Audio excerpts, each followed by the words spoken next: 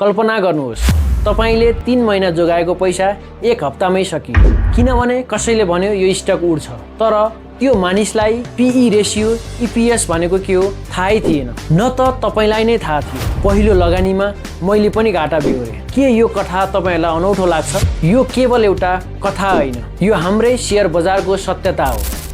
नेपालमा लाखौं मानिसहरू शेयर बजारमा लगानी गर्छन्, तर कतिजनाले सही जानकारी लिएर लगानी गर्छन्। कसैले टिकटकमा देखेको सुझाव मान्छन्, कसैले फेसबुक गुरुको कुरा सुन्छन्, त कसैले दाजुले भाइले भन्यो भनेर लाखौं डुबाउँछन्। नतिजा ठुलो घाटा, मानसिक तनाव र पैसा फिर्ता नहुने डर। तर सोच्नुहोस् त, के शेयर बजार नै दोषी हो त? पक्कै होइन। दोष हो जानकारीको अभाव। दोष हो सिक्नुभन्दा पहिला हाम फाल्ने बानी। कुनै पनि पेसा सिक्न वर्षौं लाग्छ। डाक्टर बन्न 5-6 वर्ष लाग्छ, इन्जिनियर बन्न 4 वर्ष लाग्छ।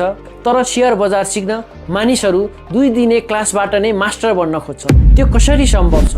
तर यदि तपाईँ शेयर बजारको पर्याप्त ज्ञान, अनुभव र दीर्घकालीन रणनीति अनुसार लगानी गर्न चाहनुहुन्छ भने लगानी मित्र तपाईहरूकै लागि। म हुँ अनिल सापकोटा र यो च्यानल तपाईहरूको विश्वासिलो लगानी साथी हो। हरेक भिडियोमा म भन्ने छु, शेयर बजारको सम्पूर्ण जानकारी सरल र स्पष्टसँग, टेक्निकल र फन्डामेन्टल एनालाइसिस उदाहरण सहित। यहाँ कहिले उल्लेख हुँदैन यो स्टक किन्नुहोस् भन्ने अन्धाधुन्ध सुझाव, भोलि स्टक बढ्छ भन्ने अड्कलबाजी र छिट्टै धनी हुने झुटा सपनाहरू। याद राख्नुहोस्, शेयर बजार क्यासिनो होइन, लटरी होइन, र यो चाँडै धनी हुने बाटो पनि होइन।